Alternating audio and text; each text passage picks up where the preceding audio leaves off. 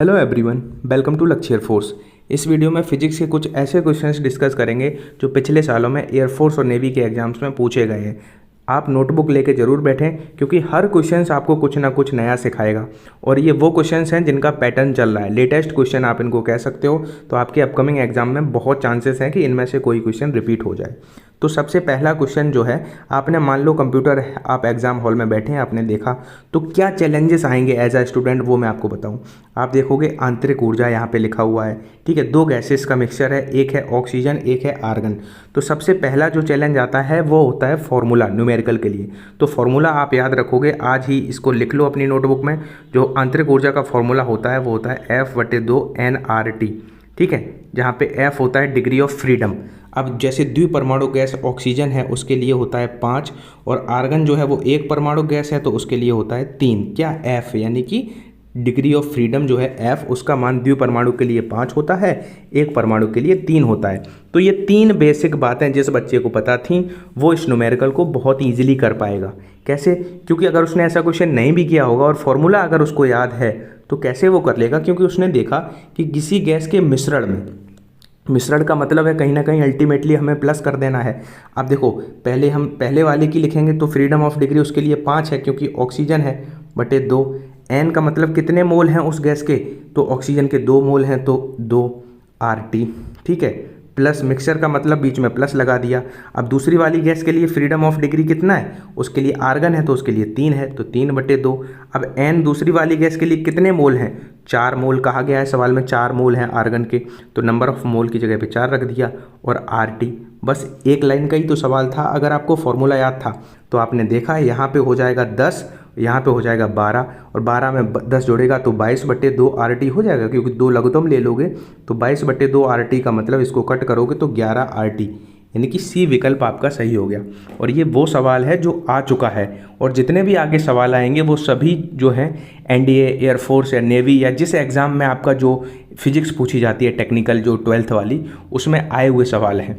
तो इन सवालों की प्रैक्टिस से कहीं ना कहीं आप मजबूत बनेंगे अपनी आगामी परीक्षा के लिए। तो इस सवाल से आपने क्या सीखा, एक तो हमें फॉर्मूले याद हैं, जैसे इसमें आंतरिक ऊर्जा के फॉर्मूले की ज़रूरत थी। दूसरी बात हमें ये पता होनी चाहिए थी कि ऑक्सीजन जो है ऑक्सीजन के 2 परमाणुओं से बन के मिलकर बनी है तो वो डाईएटॉमिक हो गई, और आर्गन मोनोटॉमिक है तो डाईएटॉमिक के लिए फ्रीडम ऑफ डिग्री होता है 5 और मोनोटॉमिक के लिए होता है 3। चलते हैं दूसरे सवाल पर। दूसरा सवाल है, M द्रव्यमान और R त्रिज्या की एक गेंद को श्यान द्रव में छोड़ा जाता है तो उसके टर्मिनल वेलोसिटी का जो मान होगा वो किसके डायरेक्टली प्रोपोर्शनल होगा।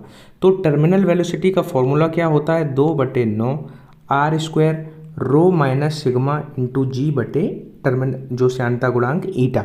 तो आप देखोगे कि इस फॉर्मूले को आते हुए भी आप इसको सॉल्व नहीं कर पाओगे अगर आपने ऐसे क्वेश्चन की प्रैक्टिस नहीं की होगी या ये बात आपको नहीं पता है। पहली बात तो कोई भी विकल्प ऐसा नहीं है जो केवल R के टर्म में है, त्रिज्या के टर्म में है, यानी कि पहला विकल्प है भी तो वो हो नहीं सकता क्योंकि आपको दिख रहा है, ऑब्वियसली नहीं हो सकता। यानी कि M को लाना है। अब वो जो गेंद है उसका द्रव्यमान M है तो M को रिप्लेस करने का अब इसमें फॉर्मूला यही है। अब जो मॉडिफाई हम लोग करेंगे, मॉडिफिकेशन पे आप थोड़ा ध्यान देना, हो सकता है आपको कैलकुलेशन, क्योंकि फ़ोन पे ही समझाता हूँ तो आप थोड़ा कंसंट्रेट होना। हम यहाँ पे M लेके आना चाहते हैं। हमने एक काम कर दिया, नीचे हमने R से गुणा कर दिया, ऊपर भी R से गुणा कर दिया, यानी कि R³ हो गया तो कोई दिक्कत नहीं, R³ हो गया। अब इसमें से हम जो रो है, रो कॉमन निकाल लेते हैं। रो कॉमन निकाला तो यहाँ पे बचा 1 और यहाँ पे रो आ गया डिवाइड में। जैसे ही हमने इतना किया तो ये आपको कुछ दिखने लगा, क्योंकि घनत्व बराबर होता है द्रव्यमान बटे आयतन। अब आयतन उसका क्या है, क्योंकि गेंद है तो हम स्फेरिकल मान लेते हैं तो 4/3 पाई R³ हो जाएगा।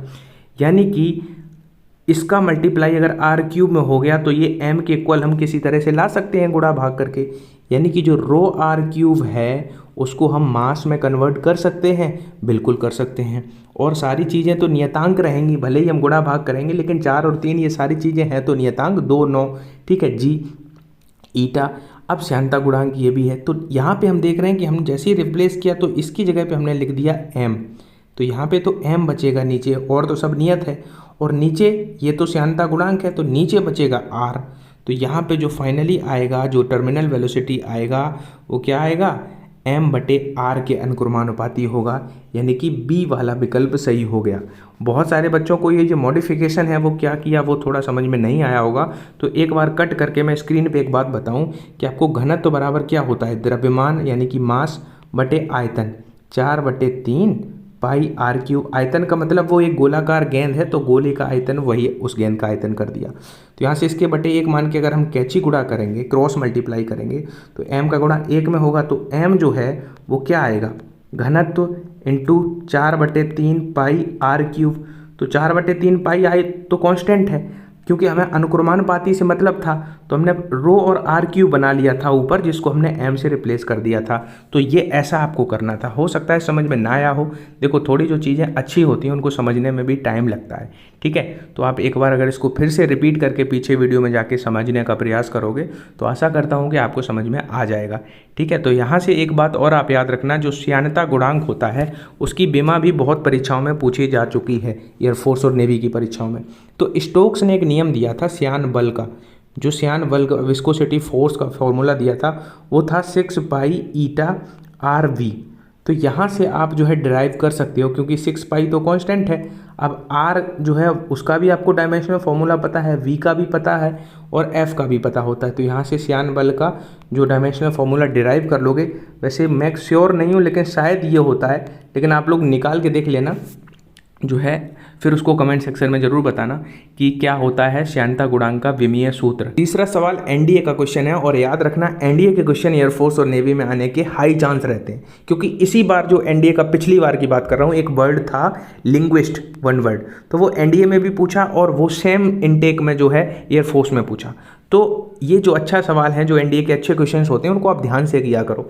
अब इसमें पॉइसन रेशियो क्या होता है, पॉइसन रेशियो जो होता है वो लेटरल स्ट्रेन बट्टे लॉन्गिट्यूडिनल स्ट्रेन होता है। यानी कि अगर बिल्कुल सरल भाषा में आपको समझाऊं, पॉइसन अनुपात क्या होता है, जैसे कोई एक वायर है तो जो इसका लेंथ में अगर इंक्रीज होगा तो डायमीटर डिक्रीज होगा, तो जिस रिस्पेक्ट में ये लेटरल का मतलब डायमीटर के रिस्पेक्ट में, डेल्टा डायमीटर को हम डी लिख लेते हैं, डेल्टा डी बटे डी, और इसका चेंज डेल्टा एल बटे एल, ये होता है पॉइसन अनुपात। बिल्कुल इजी सा कॉन्सेप्ट है और बहुत इंपॉर्टेंट है, एयरफोर्स में भी आपके सिलेबस में है ये चीज़ें।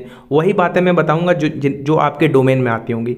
अब बहुत इजी हो गया अगर ये बात आपको पता चल गई, क्योंकि ये भी दिया है और ये चीज़ भी दे दी है। 0.05% इंक्रीज का मतलब ये डेल्टा एल बटे एल दे दिया है, आपसे ये पूछा गया है। तो इसको कट करके फिर से अगर लिखेंगे तो पॉइसन अनुपात बराबर क्या हो जाएगा, इसको डेल्टा डी बटे डी बटे डेल्टा एल बटे एल, ठीक है। अब यानी कि इसके बटे में अगर हम 1 माने और क्रॉस मल्टीप्लाई करें, तो यानी कि सिग्मा में अगर हम इस चीज़ का मल्टीप्लाई कर देंगे तो वही आ जाएगा, जो कि हमें लिटरल जो स्ट्रेन रहेगा वही व्यास में प्रतिशत कमी पूछी गई है, तो हम निकाल सकते हैं। ये कितना है सिग्मा, 0.4 मल्टीप्लाई कर दो कितने का, 0.025। तो अब आपको पता है कि सबका यूनिट डिजिट अलग है और 25 का 4 में गुणा होगा। अगर दशमलव अभी हम हटा भी दें एक पल के लिए तो 100 आएगा, 25 का गुणा 4 में होता है तो 100 आता है, मतलब कुछ डेसिमल का सिस्टम होगा तो ये हो जाएगा। अगर कैलकुलेशन स्किल्स आपके अंदर नहीं है तो ये भी आपको टाइम सेव अगर करना है, देखो कैलकुलेशन तो आप कर सकते हो, यहाँ पे 3 जीरोस आएंगे, यहाँ पे 1 जीरो आएगा, फाइनली ऊपर 100 रहेगा और नीचे जो है 10 पे कितने जीरो आ जाएंगे, 3 ये और 4, तो 4 से 2 तो कट जाएंगे, तो 2 जीरो बचे। 2 जीरो के लिए ऊपर हमें 2 अंक बाद डेसिमल लगाना है, तो ये नहीं सोचना है आपको, इतना सोचना था 25 का 4 में गुणा करके 1 आना है, यूनिट डिजिट 1 का मतलब आपका ये आंसर हो गया, ठीक है। अब जिनको ये समझ में नहीं आया गुणा क्यों कर दिया, तो भाई ये सवाल में जो है दिया गया था, ये दिया गया था इक्वल टू यहाँ पे समथिंग एंड समथिंग, तो हमने क्या किया कि ये निकालना अगर है, ये निकालना है तो हम इसका इधर मल्टीप्लाई कर देंगे, तो वही हमने यहाँ पे कर दिया। आशा करता हूँ समझ में आया होगा। और आगे बढ़ने से पहले मैं बता दूँ कि जो बच्चे जिनको लगता है कि मेरी प्रिपरेशन पूरी हो चुकी है, लगभग पूरी हो चुकी है, वैसे तो प्रिपरेशन हमेशा ऐसे ही लगता रहता है कि कभी पूरी नहीं हुई है, लेकिन जिनको थोड़ा थोड़ा वो वाली वाइब्स आने लगी कि हाँ अब मैं तैयार हूँ एग्ज़ाम के लिए और वो नेक्स्ट इनटेक में अपीयर होने वाले हैं, चाहे वो नेवी का हो या एयरफोर्स का हो, तो वो मॉक टेस्ट लगा सकते हैं। एक प्लेटफॉर्म है परीक्षा एप्लीकेशन, जिसका लिंक हमने डिस्क्रिप्शन बॉक्स में दे दिया है। आप जहाँ के किसी की बातों को नहीं सुनना है कि यहाँ पे अच्छा है वो अच्छा है, आप खुद इवेल्युएट करना, जो फ्री के सेक्शन डिफेंस वाले सेक्शन में जाके फ्री की मॉक टेस्ट लगाना। तो जो फ्री वाले होंगे तो वहाँ से अगर आपको लगे हाँ एग्जाम ओरिएंटेड कंटेंट ये है तो आप उसमें एनरोल कर लेना, जिससे आपको एक बूस्ट मिलेगा, टाइम मैनेज कर पाओगे आप, क्योंकि जब आप मॉक टेस्ट लगा के जाओगे तभी आप एग्जाम हॉल में टाइम मैनेज करना सीखोगे। ठीक है, तो आप मॉक टेस्ट में एनरोल कर सकते हो। मेरा रेफरल कोड है ANU कैपिटल में लिखना है और 50 अनु50 जो आपको स्क्रीन पे दिख रहा है। तो जैसे ही आप ये अप्लाई कर दोगे तो आपको 150 रुपये एक्स्ट्रा छूट मिल जाएगी, तो यू कैन चेक है। अब देखो क्वेश्चन की लैंग्वेज के साथ एग्जामिनर ने ट्विस्ट किया है, बाकी सवाल इजी है। मैं आपसे कहना चाहता हूँ कि अब क्या है, नंबर ऑफ एप्लीकेंट बढ़ रहे हैं तो क्वेश्चन पूछने का तरीका, वे ऑफ रिप्रेजेंट थोड़ा ट्विस्टेड हो सकता है। बाकी आपको ऐसे क्वेश्चंस की भी प्रैक्टिस करनी है कि आपको कैसे वहाँ पे अटेम्प्ट करना है क्वेश्चन को। ठीक है, तो ये चीज़ें भी आपको सफल बनाने में मदद करेंगी। सबसे पहले तो एक क्रम जो आपको याद हो, Reliance mobile is very useful for XY। ये ऑर्डर आपको हर एयरफोर्स नेवी एस्पिरेंट को याद होना चाहिए, क्योंकि एक नंबर हर साल इस जो ऑर्डर से आपको मिलने वाला है। रेडियो वेव, माइक्रोवेव सूक्ष्म तरंगें, फिर इंफ्रारेड मतलब अवरक्त, फिर विजुअल मतलब दृश्य, फिर अल्ट्रावायलेट मतलब जो है परावैंगनी, फिर एक्सरेज और गामा रेज। इधर इनकी भेदन क्षमता और आवृत्ति का बढ़ता हुआ क्रम होता है, फ्रिक्वेंसी का इंक्रीजिंग ऑर्डर होता है, और इधर इनकी वेवलेंथ यानी कि तरंग धैर्य का घटता हुआ क्रम होता है। यानी कि अगर आपसे कोई पूछे सबसे ज़्यादा तरंग धैर्य किसकी है तो रेडियो की है। घटता क्रम का मतलब फिर घटती चली जाती है वेवलेंथ, और सबसे कम वेवलेंथ हो जाती है गामा की। अगर आवृत्ति की बात करेगा तो आवृत्ति का बढ़ता हुआ क्रम है, यानी कि सबसे कम आवृत्ति रेडियो की होती है, फिर घटती चली जाती है, और आवृत्ति में सबसे ज़्यादा आगे नंबर पे आ जाता है गामा रेज। अब आप देख लो यहाँ आवृत्ति की बात है कि तरंग धैर्य की बात तरंग धैर्य की है। तरंग धैर्य की है तो घटता क्रम है, मतलब इधर वाले की ज़्यादा होगी और इधर वाले की कम, क्योंकि घटता क्रम है। अब देख लो सूक्ष्म तरंग है मतलब माइक्रोवेव जो दूसरे नंबर पे आता है। अल्ट्रावायलेट जो कि आपका यहाँ से तीसरे नंबर पे आता है, मतलब इधर की तरफ है, तो इधर की तरफ है तो घटता हुआ क्रम है, यानी कि इसकी माइक्रो वाले की ज़्यादा होगी, और उसमें वही बात कह रहा है, यानी कि पहला विकल्प सही हो गया। तो अकॉर्डिंगली आप चारों चेक कर सकते हो। जैसे इंफ्रारेड, इंफ्रारेड का मतलब ये यहाँ पे आता है तीसरे पोजीशन पे, और यूवी मतलब इधर आता है, तो इससे कम नहीं हो सकती क्योंकि घटता क्रम है तो इसकी ज़्यादा है, तो ये ऑप्शन गलत हो गया। अब आप देख सकते हो सूक्ष्म तरंग मतलब माइक्रोवेव, यानी कि दूसरे नंबर पे आने वाला जो है उससे कम कैसे हो सकता है, क्योंकि इधर घटता है तो वो भी नहीं हो सकता। चौथे में कहा जा रहा है गामा किरण का सबसे कम होती है वेवलेंथ, तो ये भी सही कह रहा है क्योंकि घटता क्रम है तो इधर जो है गामा की सबसे कम होती है, यानी कि ए और डी सही है। ए और डी के लिए हम कह सकते हैं कि डी विकल्प सही है। तो ऐसे प्रश्न आप देखो, ये जो क्रम मैंने आपको बताया ये जरूर याद रखना। वैद्युत चुंबकीय तरंगों से हर साल एक सवाल आपको दिखेगा। इनका नेचर पूछा गया था एक बार कैसा होता है, तो अनुप्रस्थ होता है। प्रकृति अगर पूछी जाए वैद्युत चुंबकीय तरंगों की तो वो कैसी होती है, ट्रांसवर्स होती है। और मैं आपको बताऊं कि मैंने वैद्युत चुंबकीय तरंगों से बनने वाले क्वेश्चंस का एक छोटा सा वीडियो बनाया हुआ है, आप इसको चैप्टर वाइज में सर्च करना, वैद्युत चुंबकीय तरंगें बाई लक्ष्य एयरफोर्स, तो उसमें जितने क्वेश्चन टाइप के आए हैं पिछले सालों में वहाँ से कवर हो जाएंगे, एक बार देख लेना उसको। अगला प्रश्न है, वृद्धावस्था की दूरदृष्टि से ग्रसित व्यक्ति को किस लेंस का प्रयोग करना चाहिए। अब आप यहाँ से अंदाज़ा लगाइए, 5 साल पहले की अगर बात करें तो सवाल सिंपली क्या पूछे जाते थे अगर इससे रिलेटेड बनते थे कि निकट दृष्टि दोष में कौन सा यूज करते हैं, और आपसे पूछा जाता था दूर दृष्टि दोष में कौन सा यूज करते हैं, तो आपके आंसर हो जाते थे निकट में अवतल का प्रयोग करते हैं, दूर में उत्तल का करते हैं। लेकिन जैसे जैसे स्तर बढ़ा, अभ्यर्थियों की संख्या बढ़ी, अब देखो प्रश्नों में फिर आज से 2 साल पहले ये भी पूछा जाता था जरा जो वृद्धावस्था वाला, तो उसमें सीधा एक विकल्प होता था वाई फोकल यानी कि द्विफोकस। लेकिन अब क्या है कि अब 2021 और 22 है, अब द्विफोकस देखो, बाई फोकल तो 2 हैं, ये तो एलिमिनेट कर देगा बच्चा, ये कर देगा क्योंकि ये तो नहीं होंगे। अब बाई फोकल में भी क्या, तो अब आपको मैं बता दूं, आपको अपनी तैयारी जो है वो इस स्तर से करनी है कि छोटे छोटे फैक्ट जो है, फैक्चुअल क्वेश्चन तो गलत हो ही ना।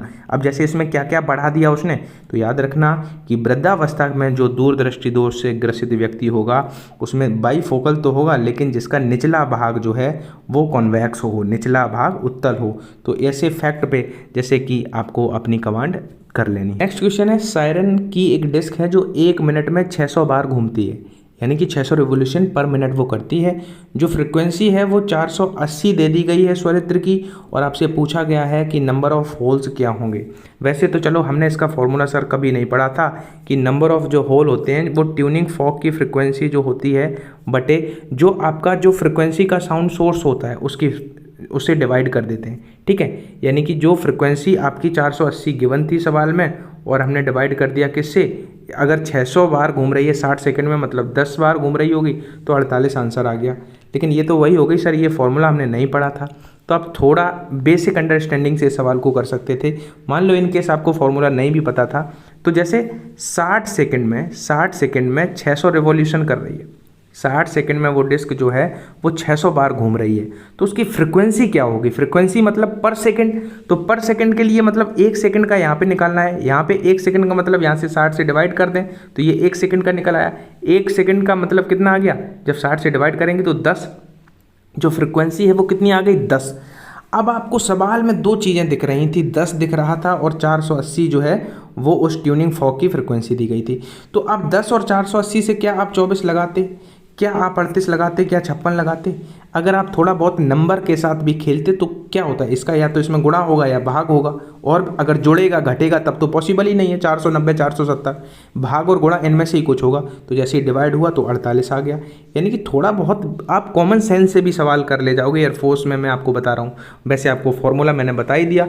क्या होता है, नंबर ऑफ जो होल होंगे उस डिस्क में, ये पूछा गया कि कितने होल हैं, तो ट्यूनिंग फॉक की जो फ्रिक्वेंसी होगी आपको उसको डिवाइड कर देना होगा साउंड सोर्स की फ्रिक्वेंसी से। अब साउंड सोर्स की फ्रिक्वेंसी डायरेक्ट नहीं दी जाएगी, आपको ऐसे दे देगा कि 1 मिनट में इतना रिवॉल्यूशन करता है, तो पर सेकंड रिवॉल्यूशन होता है फ्रिक्वेंसी, वो निकाल के दोनों फ्रिक्वेंसीज का जो डिफरेंस होता है, जो डिवाइड होता है, वही हो जाएगी नंबर ऑफ होल्स। तो इस तरह का भी क्वेश्चन एक आ सकता है आपके एग्जाम में।